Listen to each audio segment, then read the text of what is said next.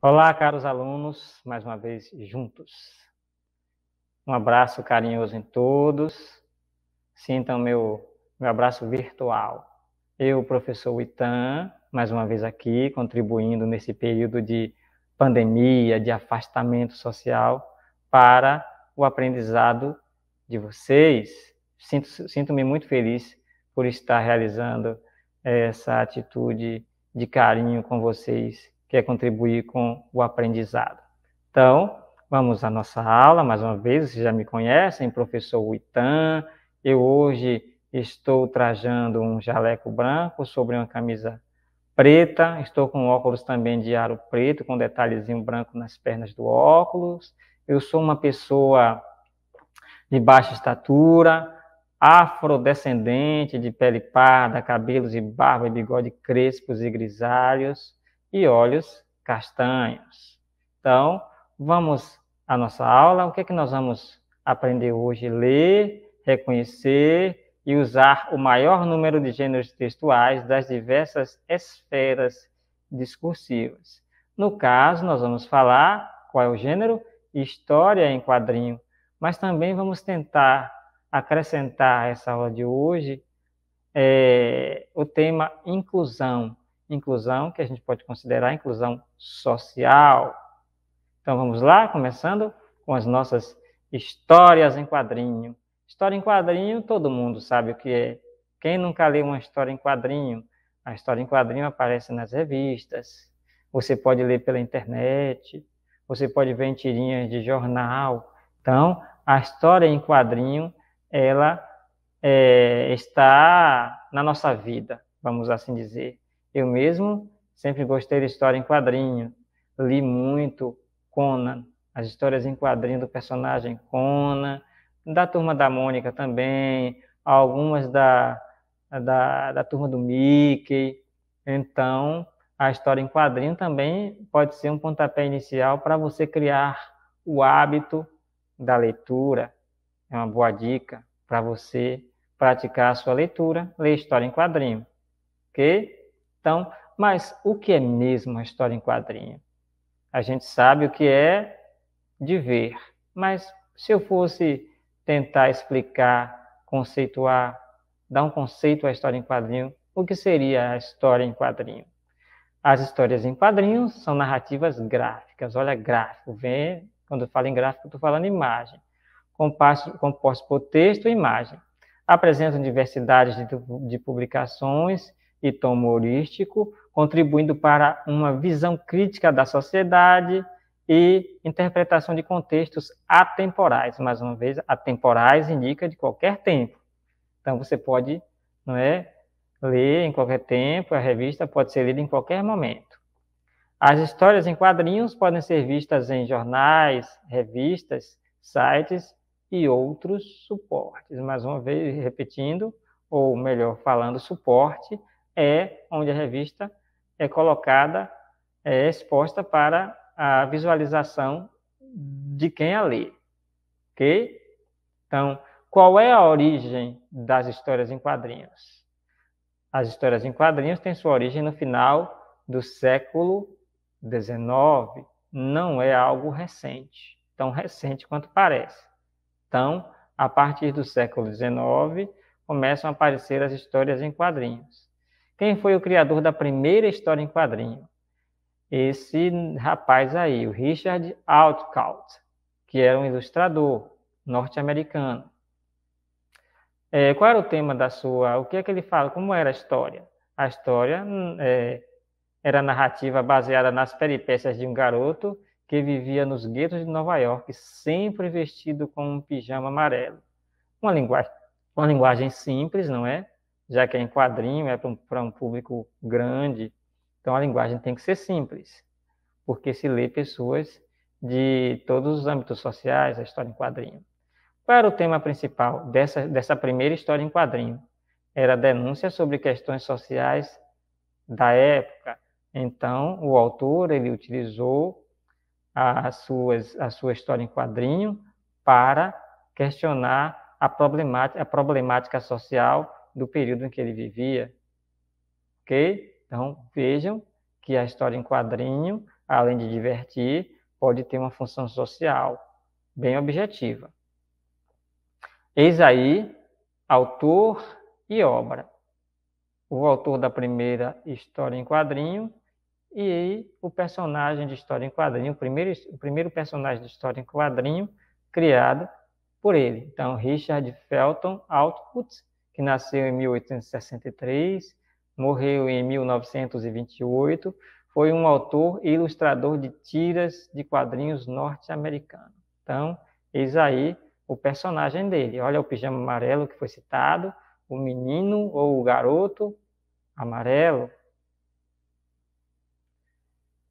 E aí, continuando na questão da origem, vamos dizer assim, a distribuição e o consumo das histórias em quadrinhos, ela se intensificou no século XX. No final da década de 1930, surgem as primeiras histórias de aventura e o primeiro super-herói. Quem foi? Nada mais, nada menos que o nosso querido Superman, o Super-Homem. Olha aí ao lado a imagem da primeira publicação do Superman, a revista número 1, que data de junho de 1938. Então, olha como é interessante a imagem da época. Um Fusca, ainda era o Fusca, olha. Imagine. E aí ao lado, o criador do Superman, Joe Shuster. Então, esse homem aí, ele criou eu acho que o herói mais popular dos cinemas e das histórias em quadrinhos hoje em dia, que é o Superman, né? Então, quanto às características, como é que são as histórias em quadrinhos? A primeira característica, que eu já falei um pouquinho acima, é a questão da linguagem. A linguagem, ela mistura a linguagem verbal e a linguagem não verbal. Percebam aí. A linguagem verbal está na fala das personagens, nos balõezinhos, e a linguagem não verbal está nas imagens. As imagens é que são a narrativa da história. E veja que existe toda uma forma de se representar, por exemplo, barulhos, não é? O pensamento da personagem com aquela luzinha ali em cima, o estalar do dedo. Então, tudo isso não dá para ser, de uma certa forma, feito de forma falada. Então, a imagem, nesse momento, é que vai atuar para realizar a narrativa da história. Então, já que eu falei narrativa, o aspecto narrativo da história em quadrinho. Ela é feita na descrição, quadro a quadro, da situação e das ações. Percebam nessa imagem que nós não temos a parte verbal, ou seja, a parte escrita. Nós não temos o diálogo, mas está havendo uma narrativa. A história está sendo contada em forma de imagens. Percebam que se eu fosse narrar de forma verbal, falada ou escrita essas imagens aí, eu iria demorar muito mais tempo do que simplesmente expondo a imagem. Já imaginou se eu fosse na revista em quadrinho, colocar um quadrinho explicando o que está acontecendo nesse primeiro quadro? Cascão com a máquina fotográfica na mão, Cebolinha está tentando levantar um haltere, né, um peso ali de academia. Então, iria demorar muito mais tempo eu narrar. Olha lá no final do último quadro. Já que o Cebolinha não conseguiu levantar o peso, eles utilizaram a estratégia de fazer a fotografia de cabeça para baixo. Então, se eu fosse narrar de forma verbal, falada ou escrita, demoraria muito mais tempo, poderia ficar um pouquinho mais cansativo. Então, a imagem ocupa essa função de narrar a história. O aspecto dialógico, ou seja, o aspecto verbal. Os diálogos nas histórias em quadrinhos são construídos em linguagem carregada de convenções. Ou seja, quando eu falo em convenções, eu estou falando nas maneiras de se representar essa linguagem, né? Personagens falam muito, não para si, mas para o interlocutor. Quem é o interlocutor? É quem está lendo e também o outro personagem que está lá dentro da situação do diálogo com o personagem principal, na troca de diálogo. Então percebam aí, olha, as convenções. Olha como é que está o balãozinho na cabeça do Cebolinha, em forma de nuvem. Olha a forma que está sendo representada a raiva da Mônica. Ok? E o barulho aí, ó, pof, com certeza, não é? Essa imagem aí está representando o barulho do soco que a Mônica deve ter dado, né? No Cebolinha, olha ali lá na imagem embaixo, como está todo amassado, todo espancado. Então, só pelo olhar, não é? E o pensamento, Mônica percebeu que ele estava xingando ela de gorducha, como ele costuma fazer. Parece que ela leu o pensamento dele e foi para cima, agrediu o Cebolinha. Deu uns catiripapos nele. Não é? Então, percebam que a forma de representar o diálogo ela é bem diversificada, ela tem suas convenções, ou seja, suas maneiras de ser representado o diálogo. Os balões. Os balões são de grande importância nas histórias em quadrinhos. O que é que os balões fazem? Eles unem as mensagens e permitem infinitas interações entre elas. A disposição dos balões pode indicar ordem cronológica das falas. Quando eu falo em ordem cronológica, eu estou falando de quem fala primeiro, quem fala depois. Então, a posição dos balões, elas vão indicar isso. Ok? Então, percebam aí, nessas duas imagens, por exemplo, aí temos dois personagens, o Zé Lelé, que está em pé, e Chico Bento, que está replantando uma árvorezinha ali. Percebam que nesse primeiro quadro, a fala que é iniciada está sobre a cabeça do Zé Lelé. E no segundo quadrinho, a fala que inicia o diálogo de Chico Bento não está sobre a cabeça dele, mas está num balãozinho anterior. Ok? Então, a ordem depende do contexto em que os personagens estão colocados, inseridos dentro da imagem. E os balões, olha aí, existem vários tipos de balões para cada situação, para cada forma de o personagem se expressar. Então vamos ver, olha aí, quais são os tipos de balões mais comuns nas histórias em quadrinhos. Quando a fala da personagem é normal, vejam que o balãozinho vem com a linha inteira. Quando o personagem está cochichando ou sussurrando, olha, o balãozinho vem com as linhas pontilhadas. Quando o personagem está pensando, olha, o pensamento da personagem aparece com um balãozinho em forma de nuvem. Quando ele está gritando, olha aí, todo serrilhado, todo cheio de ponta, parecendo um raio. Então, olha como é o balão. Quando mais de um personagem fala ao mesmo tempo, o balãozinho aparece cheio de pontinhas, tá vendo? Quando o personagem tem uma ideia, aparece aí dentro do balãozinho uma lâmpada. Quando o personagem está em dúvida de alguma coisa, olha a interrogação. Quando ele está admirado, quando ele exclama, aí aparece o ponto de exclamação. O personagem não consegue se expressar, aparece a reticência, esses três pontinhos. Ou então também quando a fala dele é cortada. Ele para de falar ou é interrompido na sua fala, aparece também, não é, no final da frase, as reticências. O personagem está choroso, triste, olha, o balão está se derretendo. Quando é uma música que ele está cantando, que ele está assobiando, aparece dentro do balão as notinhas musicais. E olha aí o formato do balãozinho.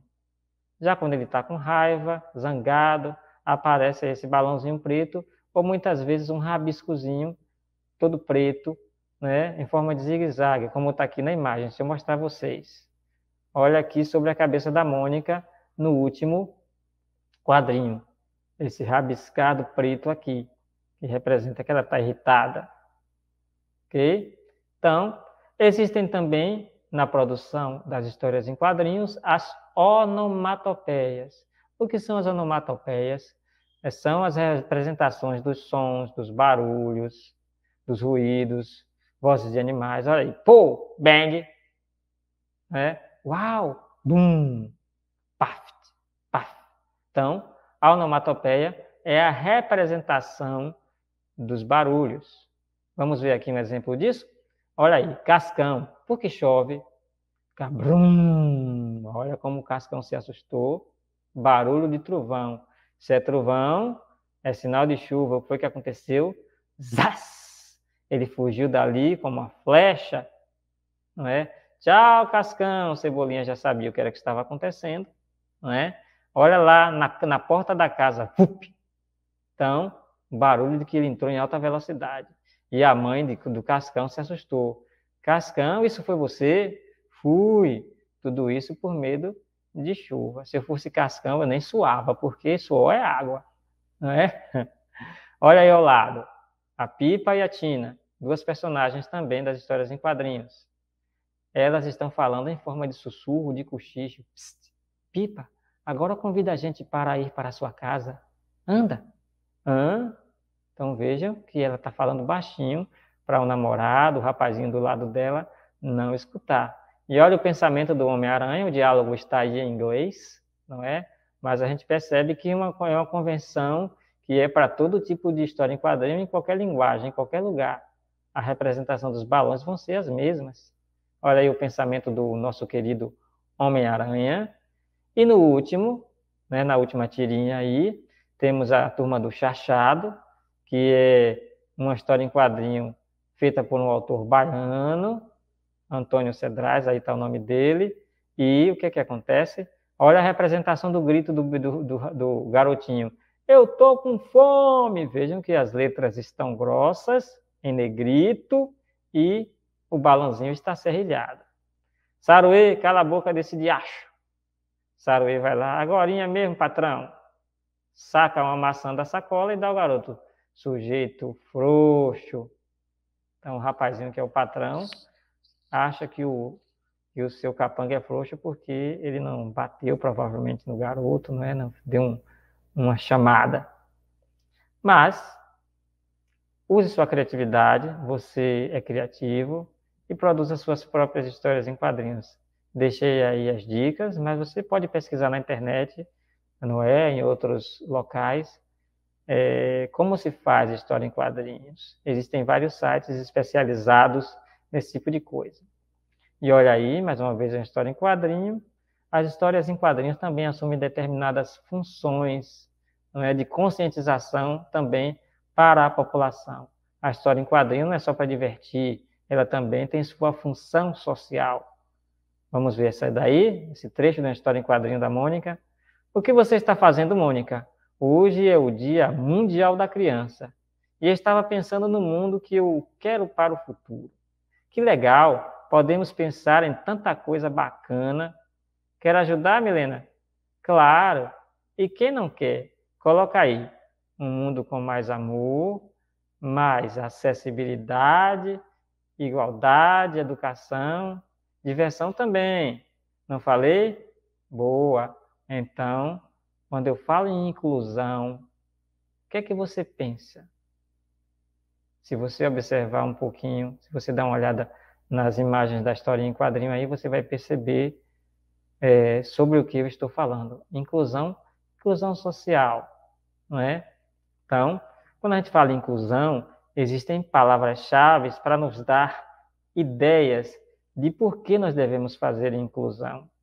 Já ouviram falar na palavra diversidade, que vem de diverso, né, de vários? Então, nós temos uma cultura de diversidades. O mundo, ele é ele tem várias etnias, tem vários costumes. Então, diversidade significa variedade, pluralidade, diferenças. Ok? Então, existem vários tipos de diversidades, não é? Existe a diversidade cultural, existe a diversidade ideológica, a diversidade étnica, linguística, religiosa, social, diversidade de gênero, condição física e condição psicológica. Então, nós não somos iguais, não é? Não somos iguais. E por isso, não é? Se a gente for ver a diversidade, por exemplo, se eu pegar a diversidade cultural, na diversidade cultural também vai haver as suas diversidades. Olha só, o nosso país é um país imenso, não é? Com povos diferentes. Falamos a mesma língua, temos inúmeros hábitos iguais, mas dentro de cada cultura, de cada região. Se você for na região Nordeste, né, você habita aqui nessa região, você conhece a nossa cultura. Se você for para a região Sudeste, você vai ver a diferenciação da cultura, a diversidade da cultura de lá. Então, se eu pego um exemplo como a diversidade cultural, olha só quantas coisas dentro da diversidade cultural também são diversidade.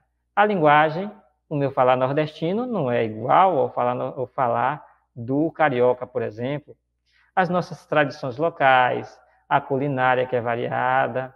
Então, aqui, acarajé, se você for ao Rio de Janeiro, a feijoada é mais forte, tem, dentre outros pratos. A música, nós temos o pagode baiano, existe o pagode também lá no sul do país, no sudeste do país, né? O pagode carioca, o pagode do Rio de Janeiro. Então, né, o axé. Então, a gente tem uma grande variedade de música. A dança também, funk. Lá dançam funk, aqui a gente dança axé e outras coisas mais. A religião, os costumes locais, cada local tem seu costume, a forma de se vestir, modelo de organização familiar, características próprias das pessoas que habitam determinados territórios, não é? É o caso que eu falei. Nós temos as nossas forma de agir, né? Forma de nos comportarmos em cada região, cada localidade. E até na própria cidade, no próprio local, você vê essa variedade de comportamento. Então, quando eu falo em diversidade, eu estou falando em algo amplo, mas, não é? Uma palavra é chave quando a gente fala na questão da inclusão, da diversidade, porque a gente tem que aceitar a diversidade, não é? A diversidade é uma realidade presente. No que se refere à diversidade e à inclusão, uma palavra deve ter superioridade em relação a outras. É o respeito. Então, o respeito é a palavra-chave para que a gente consiga viver bem com as diversidades. Não? Então, o respeito ele tem que estar acima do preconceito, da discriminação e também do racismo. São palavrinhas nocivas para o convívio social. Olha aí o que diz o quadrinho. A diferença nos enriquece, o respeito nos une. Então, precisamos respeitar as diferenças. Mas como podemos definir a inclusão social? Inclusão social é o ato de incluir na sociedade categorias de pessoas historicamente excluídas do processo de socialização, como negros, indígenas, pessoas com necessidades especiais, homossexuais, travestis e transgêneros, bem como aqueles em situação de vulnerabilidade socioeconômica, ou seja, as pessoas que não têm poder aquisitivo, as pessoas que passam necessidades, como moradores de rua e pessoas de baixa renda. Então, temos que incluir todos. Se a sociedade fosse mais inclusiva, nós teríamos um mundo, com certeza, melhor. Nós viveríamos com com um maior prazer, não é? Então, essa questão de inclusão era algo complicado no passado. As pessoas que eram diferentes recebiam discriminações, muitas discriminações, e eram praticamente vistos como normais essas discriminações. Mas a partir da Declaração Universal dos Direitos Humanos, logo após a Segunda Guerra Mundial, em 1948, as pessoas começaram, os dirigentes, né, os líderes do mundo começaram a pensar de uma forma diferente. Mas isso também porque as pessoas que sofriam as discriminações passaram a se manifestar, né? Aí apareceu a Declaração Universal dos Direitos Humanos, que é um norte sobre a liberdade e a igualdade entre as pessoas, um norte, uma orientação, né? O debate acerca da inclusão da pessoa com deficiência começou a ser pauta de interesses e reflexões, mas não só, passou a ser, né? A pessoa com deficiência era tratada com indiferença, mas a partir dos direitos humanos, não é? E olha a expressão máxima dessa declaração. Todas as pessoas nascem livres e iguais em dignidade e direitos. Todos nós temos a mesma liberdade, temos direito à mesma liberdade, temos direito a ter os mesmos direitos. OK? Então, a partir da Declaração dos Direitos Universais, não é? Aqui no Brasil, por exemplo, a Constituição está alinhada com a Declaração Universal dos Direitos Humanos. E a partir da Constituição que está alinhada, começaram a aparecer leis para superar os preconceitos com relação às pessoas diferentes, né? A Lei Brasileira de Inclusão da Pessoa com Deficiência, por exemplo, foi criada, dentre outras leis, né? O Estatuto da Pessoa com Deficiência. E aí aparecem outras leis para defender as pessoas que têm menor, vamos dizer assim, evidência dentro da sociedade. Exemplos de ações de inclusão social. Por exemplo, as cotas em universidades públicas e concursos públicos para negros e indígenas oriundos de escolas públicas e para estudantes de escolas públicas em geral. Então, as cotas. Há muitas controvérsias com relação às cotas, mas as cotas é uma atitude positiva, não é? Principalmente no que diz respeito na desigualdade com relação à educação. Inclusão de deficientes físicos ou portadores de atrasos cognitivos. Quando eu falo cognitivos, eu estou falando de raciocínio mental e em escolas regulares. Programas de assistência social a pessoas de baixa renda e pessoas em situação de vulnerabilidade social, como moradores de rua. Então, programa de profissionalização de jovens oriundos de famílias carentes, programas de assistência psicossocial e profissionalização a pessoas pertencentes aos gêneros que sofrem com os preconceitos, né? Os homossexuais, os transexuais, etc. Acessibilidade para portadores de necessidades especiais, como cegos, surdos e cadeirantes, em espaços públicos ou espaços coletivos, geridos pela iniciativa privada, além de acessibilidade em calçadas e passarelas do passeio público. Então, olha aí essas imagens, não é? A partir dessa Declaração dos Direitos Universais e de leis que são criadas hoje para a chamada acessibilidade para as pessoas que têm deficiência, não é? Começaram a surgir no ambiente em que nós vivemos. Olha aí, sinalização de estacionamento para pessoas que têm deficiência física, passarelas, não é?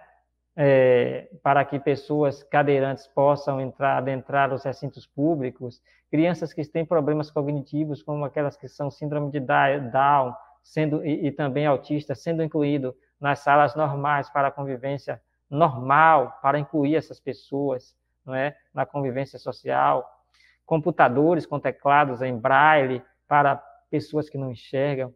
Então, a inclusão é muito ampla. Não é simplesmente para essas pessoas, mas no âmbito geral, para todos aqueles que a gente pode considerar como marginalizados, que estão à parte na sociedade. E a nossa parte, como contribuir?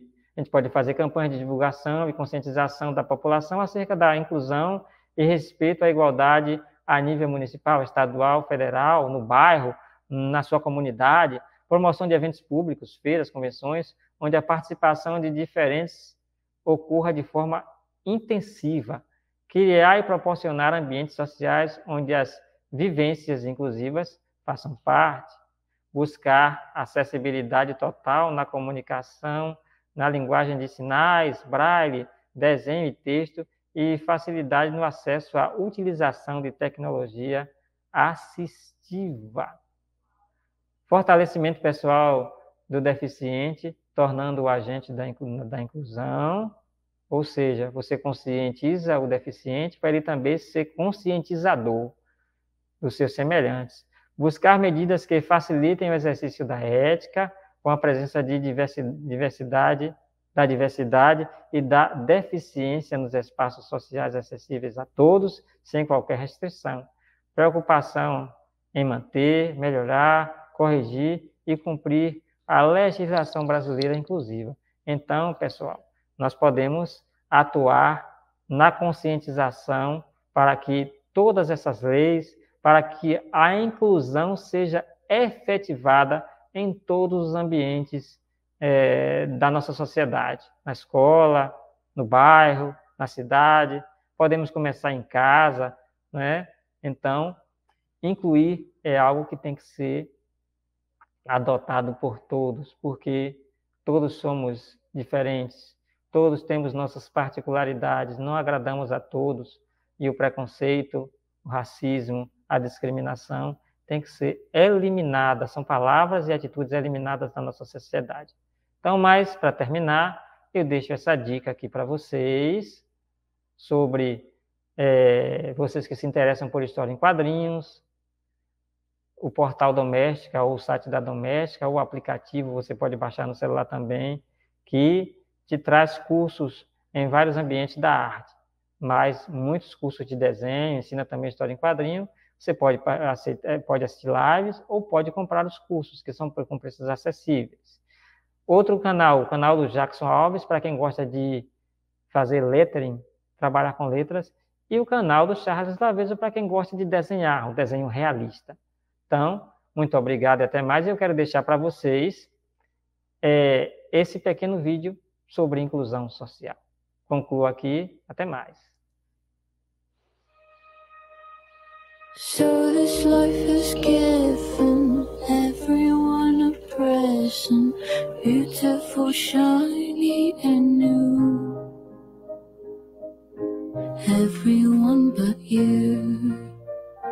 Golden ribbons, diamonds line everyone's path that leads to wide open doors. Everyone's but yours.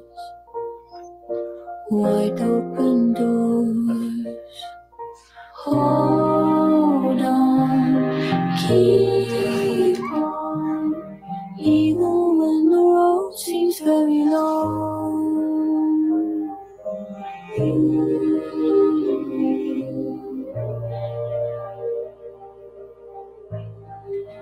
Open your eyes.